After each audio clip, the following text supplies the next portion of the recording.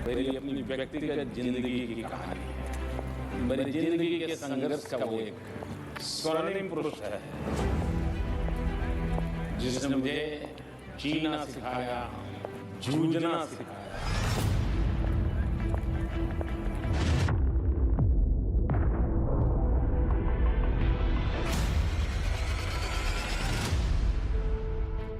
प्रधानमंत्री नरेंद्र मोदी की जिंदगी का ये कौन सा पन्ना है जिससे दुनिया अनजान है? क्या ये कहानी इस पथ से जुड़ी हुई है, या ये कथा 7 दशकों से राजनीति की रपटीली राहों पर चलने वाले नरेंद्र मोदी की है? नमस्ते, मैं हूं किशोर रजवाणी। ये सड़क भारतीय राजनीति की तारीखी विरासत की गवाह है, लेकिन अब इस पथ की शक्ल नई है, नाम नया है, पहचान नई है। यह सड़क कर्तव्य पथ है, जहां से गुजरने पर इत्तफाकन ही नरेंद्र मोदी की संघर्ष गाथा की गूंज सुनाई नहीं दी। कर्तव्य पथ के नव निर्माण के शिल्पकार नरेंद्र मोदी ही हैं, लेकिन उनके चौंकाने वाले संघर्ष की कहानी क्या है? 7 मिनट उस व्यक्ति को समय मिला, मैं कल्पना नहीं कर सकता। इससे बड़ी बात मेरे जीवन में हो ही नहीं सकती। तो वो घटना अभी नजर से हटती नहीं है। ऐसे स्थान पे जाना जहाँ पे कोई पता नहीं कौन सी घटना घट जाए, और पूरा देश इसके लिए चिंतित था। जो भी प्रधानमंत्री होगा आज से 25 साल के बाद, जो भी प्रधानमंत्री होंगे, वो जब झंडारोहण करते होंगे तो मैं आज विश्वास से कहता हूं, वो अपने भाषण में जिन सिद्धियों का वर्णन करेंगे, वो सिद्धियां वही होगी जो आज देश संकल्प कर रहा है। ये संकल्प नरेंद्र मोदी ने लिया, एक सपने को साकार करने के लिए लिया। ऐसा सपना जो आने वाले कल को गढ़ने की ताकत रखता है, जो बीते हुए कल में उलझी तमाम तारीखों से बुना है। भारत पर एक आरोप है, पता नहीं क्या कारण है कि भारत बड़े सपने देखने की आदत नहीं रखता है। सपने ही नहीं है तो संकल्प की संभावना कहां से आएगी? कुछ सपने ऐसे बुलबुले जैसे होते हैं, कुछ इस जलधार की तरह जिससे बुझती है असंख्य जनों की प्यास। नरेंद्र मोदी ने ऐसे ही सपने से जुड़ा सवाल पूछा था, जिससे बदलाव की बयार आए। नरेंद्र मोदी ने पूछा था कि हम भारतीय सपने क्यों नहीं देखते? उनके इस सवाल का जवाब पूरे देश ने दिया।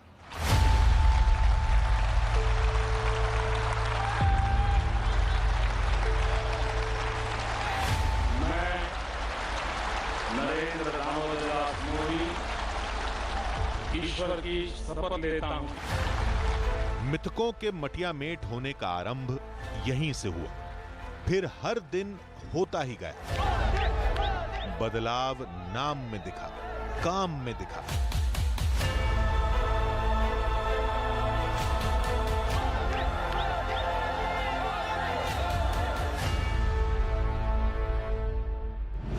नरेंद्र मोदी के प्रधानमंत्री बनने के बाद 7RCR 7 लोक कल्याण मार्ग बना। प्रधानमंत्री निवास में कई बड़े बदलाव हुए। 7 लोक कल्याण मार्ग की दहलीज पर ऐसी दस्तक सुनाई देने लगी जो पहले कल्पना से परे थी।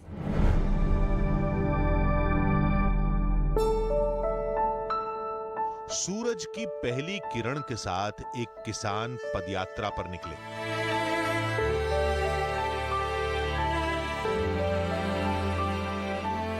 गांव की पगडंडियों को लांघते हुए वो तेजी से हाईवे के किनारे पर पहुंचे। यहां उनकी चाल तेज होती गई, क्योंकि 700 किलोमीटर लंबे सफर पर वो निकले थे। देवरी से दिल्ली की दूरी नाप रहे थे वो। किसान की पदयात्रा का आखिरी पड़ाव रायसीना हिल की ये पहाड़ियां थी। और साउथ ब्लॉक में आकर खड़े हुए के फॉल लगा के मुझे कहते हैं कि मुझे प्रधानमंत्री से मिलना है, नहीं तो मैं जाके वहाँ उनके दरवाजे पर बैठूंगा। तो मुझे स्वाभाविक दुख भी हुआ, गुस्सा भी आया कि भाई एक तो बताया नहीं, पर आप जब पहुंच गए तब आप मुझे कह रहे हो। प्रधानमंत्री के दरवाजे पर अजीब कशमकश ने दस्तक दी थी, लेकिन जो कुछ वहां हुआ वो प्रहलाद सिंह पटेल की सोच से परे था। आपने उनको मिलने का समय दे दिया और 7 मिनट उस व्यक्ति को समय मिला। मैं कल्पना नहीं कर सकता। एक तरफ एक किसान और दूसरी तरफ डॉलरों में कमाने वाले अमेरिका के संपन्न भारतवंशी, दोनों के लिए मोदी हीरो हैं। इन्हीं नरेंद्र मोदी की एक झलक पाने का इवेंट ब्लॉकबस्टर बन जाता है।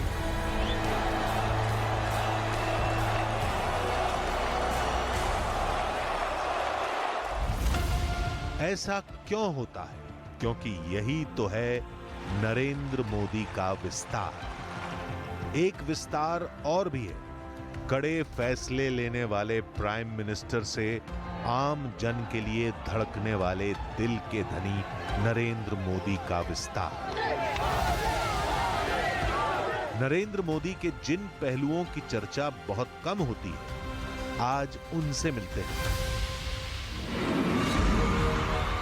जब वो गुजरात के मुख्यमंत्री थे, तब उनसे संपर्क के लिए एक फोन कॉल ही काफी थी। एक बार देर रात उनके घर फोन की घंटी घंघनाई।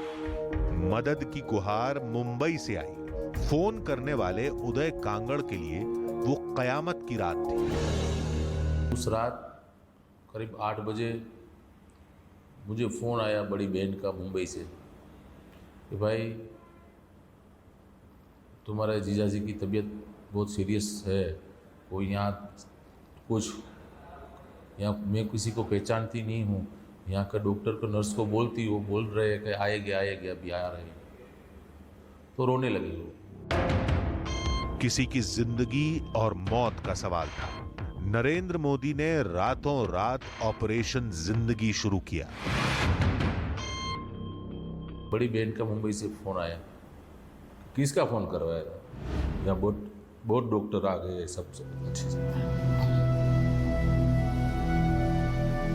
इससे बड़ी बात मेरे जीवन में हो ही नहीं सकती। नरेंद्र मोदी सबकी कदर करते हैं, इसके लिए उन्हें कष्ट ही क्यों न सहना पड़े। अमेरिका में बसे भरत बरई प्रधानमंत्री से जुड़े ऐसे ही एक वाकये को कभी भुला नहीं पाते। When he came in 2014, it was Chaitri Navratri and he was fasting. So at time of dinner, Dr. Jaishankar said, Dr. Barai, he's fasting, he's not even taking water. Let's not have this program because it will put unnecessary strain on him. And he called. He said, okay, let's bring them. I want to meet them and have a quick picture. So he took picture with almost 700 guests, even while he was fasting.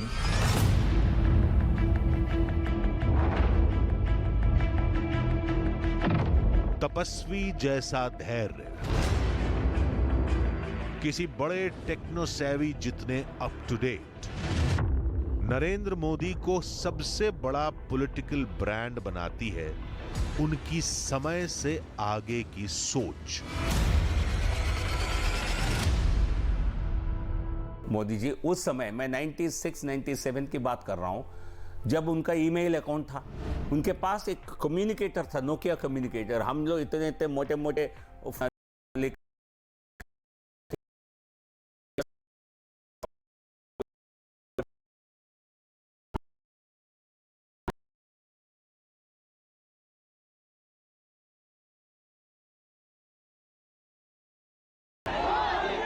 उनकी खिंची इसी लकीर पर विरोधी भी चलने को मजबूर है। जब ट्विटर आया, फेसबुक आया, सोशल मीडिया को एक तरह से अर्ली अडॉप्टर्स यदि राजनीति में है भारत में, ये केवल और केवल मोदी जी है। तकनीक ताकत का पर्याय होती है। लेकिन जब ऐसी तकनीक नहीं थी, तब भी नरेंद्र मोदी को जानने वाले उन्हें अपना शक्तिपुंज मानते थे। भीषण आपदा में नौजवान नरेंद्र मोदी ने साहस के कई मिसाल कायम की, क्योंकि उनके एक आह्वान पर हजारों का हुजूम जुट जाता था।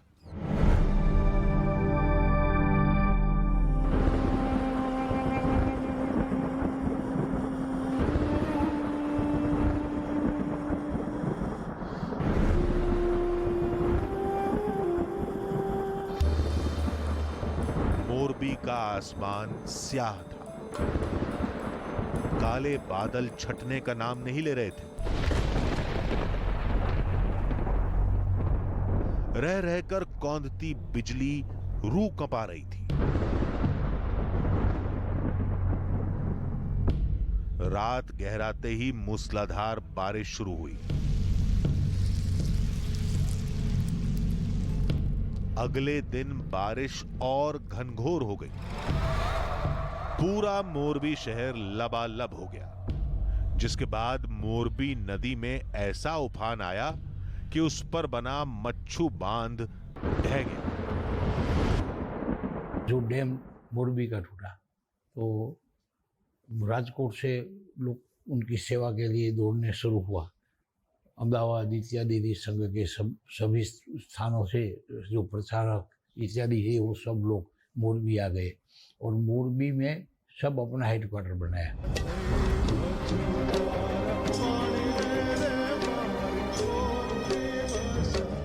वो अगस्त 1979 की मनहूस दोपहरी थी। मोरबी शहर मुर्दों से पटा पड़ा था। कीचड़ में धंसे शवों को न कोई छूने वाला था, न कोई अंतिम क्रिया करने वाला। कुछ देवदूत तब वहां पहुंचे, जिनके अगुवा नरेंद्र मोदी थे। उन्होंने राहत बचाव का काम शुरू किया। आपदा की उस घड़ी में नरेंद्र मोदी का प्रतापी रूप देखने वाले नतमस्तक हो गए। और साधना कराने वाले हमको नरेंद्र भाई थे। मैं इसीलिए नरेंद्र भाई को नतमस्तक झुकता हूँ। एक डेड बॉडी ऐसी फंसाई थी तो ये कोई जा नहीं सकते थे कि वो उनको देखने भी कोई तैयार नहीं होता। डर गए थे सब। उसमें नरेंद्र भाई कूद के अंदर गए और ये डेड बॉडी को उठाकर तो उनको सब बोलने लगा मोदीमल मोदीमल मोदीमल। नौजवान नरेंद्र मोदी जोखिम मोल लेने से पीछे नहीं हटते थे। उन्होंने हुक्मरानों से टकराने का हौसला दिखाया। साल 1985 में घटना घटी। गुजरात में आरक्षण विरोधी आंदोलन चल रहा था। तब की माधवराव सोलंकी सरकार ने राज्य में कर्फ्यू लगा दिया। उन्हीं दिनों अहमदाबाद की ऐतिहासिक जगन्नाथ रथ यात्रा का अवसर आ गया। सरकार ने रथ यात्रा पर भी रोक लगा दी। आस्था पर हुई ये चोट नरेंद्र मोदी को बर्दाश्त नहीं थी। शूट एट साइड का कर्फ्यू लग गया। माधव सिंह सोलंकी की सरकार थी।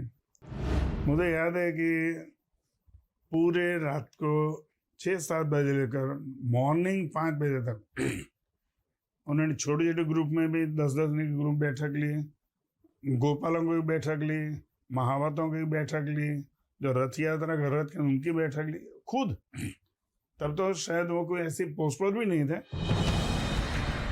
रथ यात्रा पूरे धूमधाम से निकली। नरेंद्र मोदी के कुशल नेतृत्व की पहली झलक आरएसएस के पदाधिकारियों ने यहां देखी। इसके बाद नरेंद्र मोदी का राजनीति में पदार्पण हुआ। ये साल 1986 की बात है, जब नरेंद्र मोदी ने भारतीय जनता पार्टी का दामन थामा। इसके बाद 2 अहम चुनौतियों ने नरेंद्र मोदी की नेतृत्व क्षमता को निखारा। पहली सोमनाथ से अयोध्या की रथ यात्रा और दूसरी श्रीनगर के लाल चौक तक एकता यात्रा। 25 जनवरी को रात को यानी कि दोपहर को तक आ गए थे, ताकि दूसरे दिन सारी व्यवस्थाएं देखनी थी। और उसमें केसरी वाहिनी बनी थी राष्ट्रीय सुरक्षा की दृष्टि से, ये यात्रा इनके साथ रहे।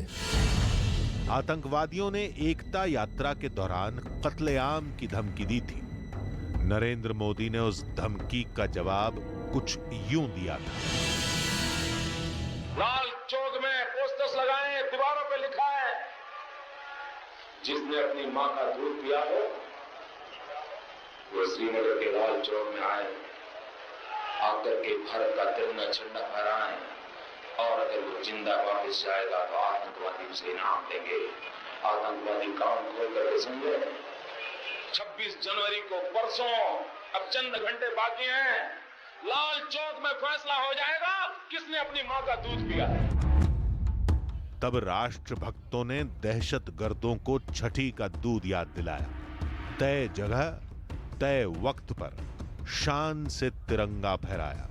इस एकता यात्रा को सफल बनाने के लिए नरेंद्र मोदी ने कई रातें बिना सोए गुजार दी थी। मैंने बहुत सारी व्यवस्था देखी थी, बड़े बड़े कार्यक्रम भी देखे थे, विश्व हिंदू परिषद के कार्यक्रम भी देखे थे, लेकिन आदरणीय नरेंद्र भाई मोदी जी का जिस प्रकार उन्होंने उस व्यवस्था को संभाला, जोशी जी की यात्रा वहाँ पहुँचे, तिरंगा वहाँ चढ़े, ये हमारे लिए गौरव का विषय था। यही निडर नरेंद्र मोदी किसी पर अत्याचार होते नहीं देख पाते। बेंगलोर के अंदर एक ऐसा अनुभव हुआ, हमारी यात्रा के ऊपर हमारे जो मुखिया थे डॉक्टर मुरली मनोहर जोशी जी के ऊपर एक असामाजिक तत्व ने उनके ऊपर अटैक किया। हम 2-3 कार्यकर्ता हमेशा उनके साथ रहते थे, उसको हमने खींच के जनता के अंदर धकेल दिया। जनता ने उसको इतनी ज़बरदस्ती तरीके से मारा कि उसके शरीर के ऊपर काफ़ी घाव हुए, और पुलिस ने उसको बचा के जब स्टेज के ऊपर पीछे लेके आए तो उसकी हालत बहुत ख़राब थी, बहुत गंभीर थी। नरेंद्र भाई ने उस व्यक्ति को अपने हाथों से पानी पिलाया। प्रधानमंत्री नरेंद्र मोदी के समर्थक उन्हें कर्मयोगी कहते हैं। संस्कृति, धर्म, समाज के उत्थान को उनका ध्येय बताते हैं, क्योंकि काशी से केदार तक, अयोध्या से सोमनाथ तक के पवित्र धाम का कायाकल्प नरेंद्र मोदी के ही कार्यकाल में हुआ है।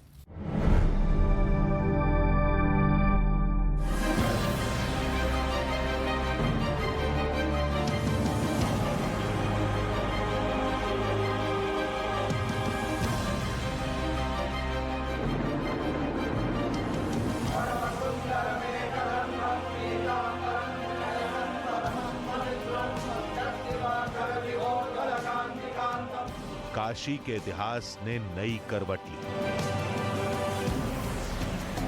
अथक प्रयासों से विश्वनाथ धाम का कायाकल्प हुआ। काशी विश्वनाथ धाम के लोकार्पण पर प्रधानमंत्री नरेंद्र मोदी ने एक अनोखी बात कही थी। जो मां गंगा उत्तर वाहिनी होकर बाबा के पांव पखारने काशी आती है, वो मां गंगा भी आज बहुत प्रसन्न होगी। अब जब हम भगवान विश्वनाथ के चरणों में प्रणाम करेंगे, ध्यान लगाएंगे, तो मां गंगा को स्पर्श करती हुई हवा हमें स्नेह देगी, हमें आशीर्वाद देगी। विश्वनाथ धाम परिसर के इस स्वरूप का स्वप्न सबसे पहले प्रधानमंत्री की मां हीराबेन ने देखा। उन्होंने पुत्र नरेंद्र मोदी को बाबा विश्वनाथ धाम को ऐसे संवारने की सलाह दी कि मंदिर से सीधे गंगा दर्शन हो सके। उतने बड़े प्रोजेक्ट के लिए जो भवन बने हुए थे उनको सबको जो है एक्वायर करना, और वो भी निर्विवाद रूप से लोगों का सहयोग लेके एक्वायर करना, साधु संतों का जो है सहयोग लेना, ये काम सोचा भी नहीं जा सकता कि वो हो सकता था। प्रधानमंत्री नरेंद्र मोदी ने मंदिरों के पुनरुद्धार का प्रण ले रखा है। 5 अगस्त 2020 को प्रधानमंत्री नरेंद्र मोदी ने अयोध्या में राम मंदिर की नींव रखी। अगस्त 2020 में नरेंद्र मोदी ने सोमनाथ मंदिर में 80 करोड़ की कीमत के 3 प्रोजेक्ट का उद्घाटन किया। 2019 में प्रधानमंत्री ने बहरीन में 200 साल पुराने श्री कृष्ण मंदिर के जीर्णोद्धार का कार्यक्रम शुरू किया। पीएम मोदी ने 2018 में संयुक्त अरब अमीरात के अबू धाबी में पहले हिंदू मंदिर का शिलान्यास किया। इससे पहले 2016 में 4 धाम परियोजना की शुरुआत पीएम नरेंद्र मोदी ने की। 2014 में प्रधानमंत्री बनने के बाद सबसे पहले केदारनाथ धाम के पुनरुद्धार का बीड़ा उन्होंने उठाया।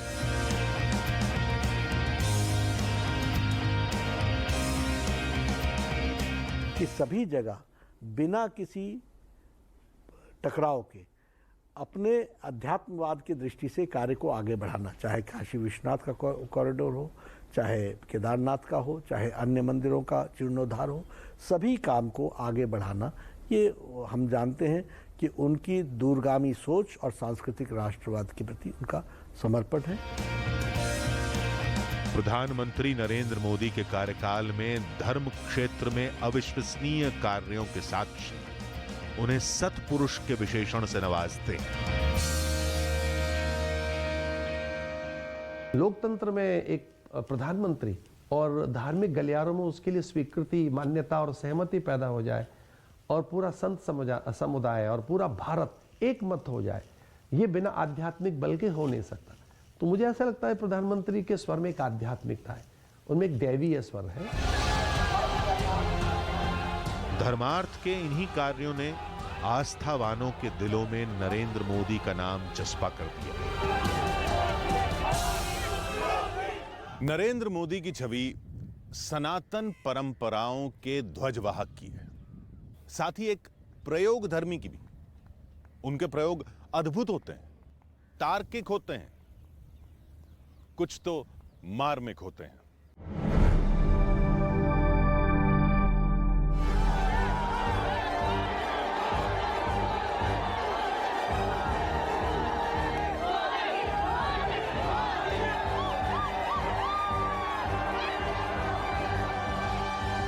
बड़ी मन को छूने वाली सी घटना थी। माननीय प्रधानमंत्री जी ने देखा, वो अपने स्थान से उठे, पोडियम तक गए और उन्होंने अपने हाथ से स्वयं उस माइक को नीचे करके महिला के चेहरे तक लाकर उसको एडजस्ट किया और उसके बाद वो जो हमारी ग्राम प्रधान थी, उन्होंने सरलता के साथ अपना भाषण दिया।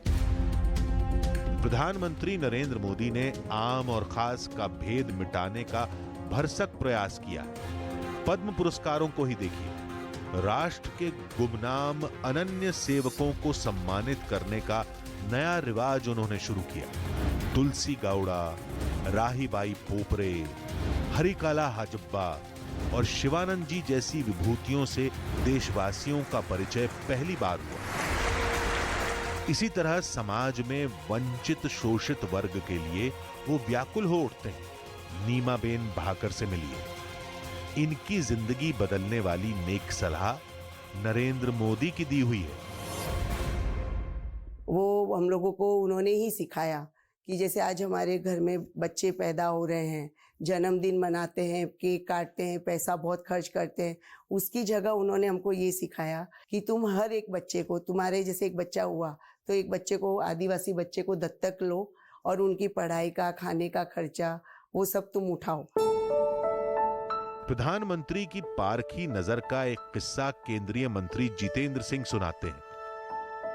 प्रधानमंत्री ने स्वयं कहा कि आप मेरे कार्यालय के पीछे वाला भी हिस्सा देखिए, साउथ ब्लॉक में, वहाँ पे भी बहुत सारा जंक पड़ा है। Rightly so. जब हमने देखा नीचे हम गए जो बेसमेंट में, तो रास्ता ही बंद था, कॉरिडोर चोक्ड था। इन्होंने हमें कहा था कि आपको वहाँ पर कई जगह 3 टांगों वाली कुर्सी दिखेगी, 2 टांगों वाला मेज़ दिखेगा। और वाकई, और सब इतने उत्साहित हुए कि ना केवल हमें ये दिखे बल्कि मोबाइल पड़े हुए दिखे, कंप्यूटर्स के स्क्रीन पड़े, ख़राब हुए तो साहब के टेबल से उठा के वहाँ फेंक दिए। एंड कैन यू इमेजिन, उस सब को जब मार्केट में बेचा गया या डिस्पोज ऑफ किया तो we earn 62 crore which was deposited. प्रधानमंत्री नरेंद्र मोदी ने नौकरशाही में जितने प्रयोग किए उन्हें जमकर सराहा गया। टास्क मास्टर नरेंद्र मोदी के काम का अंदाज केंद्रीय मंत्री किरेन रिजिजू से जानिए। पहले तो डीजी कॉन्फ्रेंस में लोग एक दिन आते हैं, प्रधानमंत्री आधा घंटे के लिए आके भाषण देके खत्म होते थे। पहली बार प्रधानमंत्री 3 दिन साथ में रहे। दूसरी बार जो हुआ वो गजब की है। 5:30 बजे योग करना, फिर 7:30 बजे ब्रेकफास्ट टेबल में भी ईच टेबल में उसमें आईबी के एक सीनियर ऑफिसर और 6 राज्य के डायरेक्टर जनरल ऑफ पुलिस,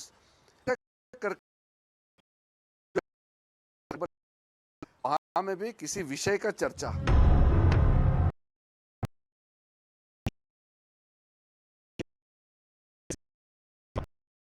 अंत हो चुका है।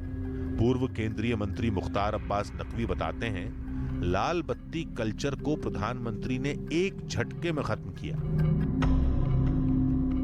लाल बत्ती कल्चर, जो कि लाल बत्ती जो है वो नेताओं के रोब का एक प्रतीक बन गया था, वो लाल बत्ती कल्चर उन्होंने बंद किया। पीएम ने कहा जिसको उतारना उतारो, नहीं उतारना उतारो, हमारा केंद्र का मंत्री कोई नहीं लगाएगा। एक बार प्रधानमंत्री नरेंद्र मोदी ने संसद की कैंटीन में लंच किया था। उसी दिन पार्लियामेंट की कैंटीन में बड़ा बदलाव हुआ था। कैंटीन जो वहाँ एमपीज के लिए कैंटीन है पार्लियामेंट के अंदर, वहाँ चले गए अपना। बाहर जो लोग जो है जो चीज़ जो है वो 100 रुपए की प्लेट खा रहे हैं, 50 की खा रहे हैं, और यहाँ पे 10 रुपए की 8 रुपए की मिल रही है। क्या है, हम कौन से प्रिविलेज क्लास के लोग हो गए? ये बंद होना चाहिए। गरीबों के लिए जो है वो चीज़ जो है वो 50 की मिल रही है और हम जो है वो 5 रुपए की खा रहे हैं, और एकदम उन्होंने सब्सिडी जो है उस दिन से क्लोज हो गई। प्रयास और प्रयोग की स्याही से नरेंद्र मोदी ने सियासी सफलता का अध्याय लिखा है।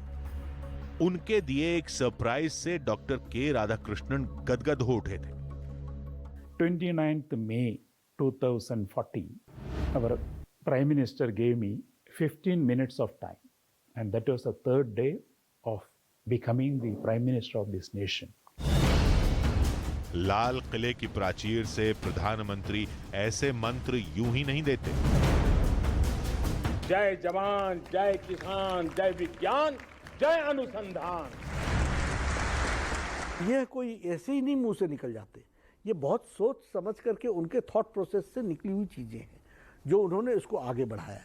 यही तो उनका नेतृत्व है, यही तो उनकी सोच है।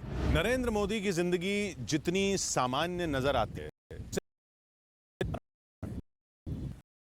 की तारीख में, वो दुनिया के सबसे लोकप्रिय लीडर हैं। दुनिया में जिन नरेंद्र मोदी का इतना मान है, एक कर्मयोगी के तौर पर उन्होंने कितनी मुश्किलें झेली, ये बहुत कम लोग जानते हैं।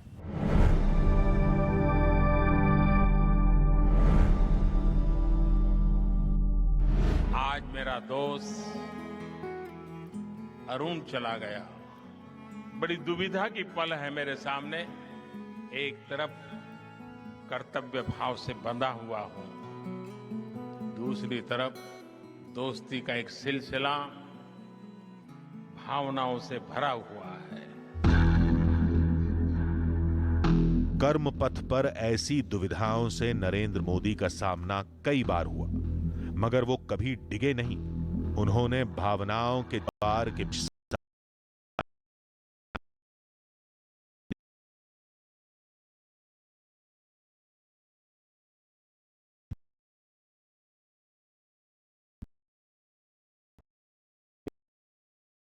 लिखने का काम चालू है। सबको पूछा, मैं तो जानता था कि पोल पकड़ लेंगे तो बोले कितना समय लगेगा रजिस्टर लेके आने में?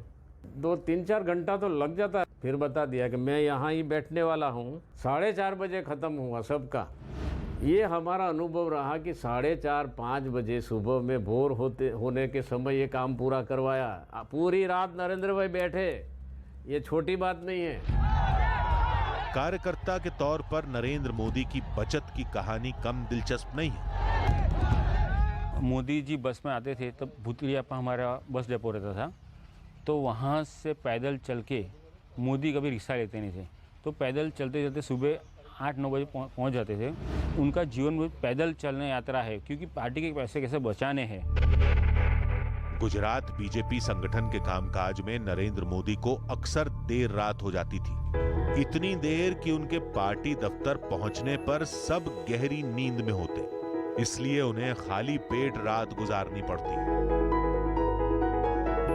भोजन तो बाकी है तो कुछ तो करना पड़ेगा। बोले नहीं दूध है, तो मैं बोला दूध तो होगा, तो बोले मुझे दूध दे दो 1 गिलास। तो बोला ठीक है। ऐसा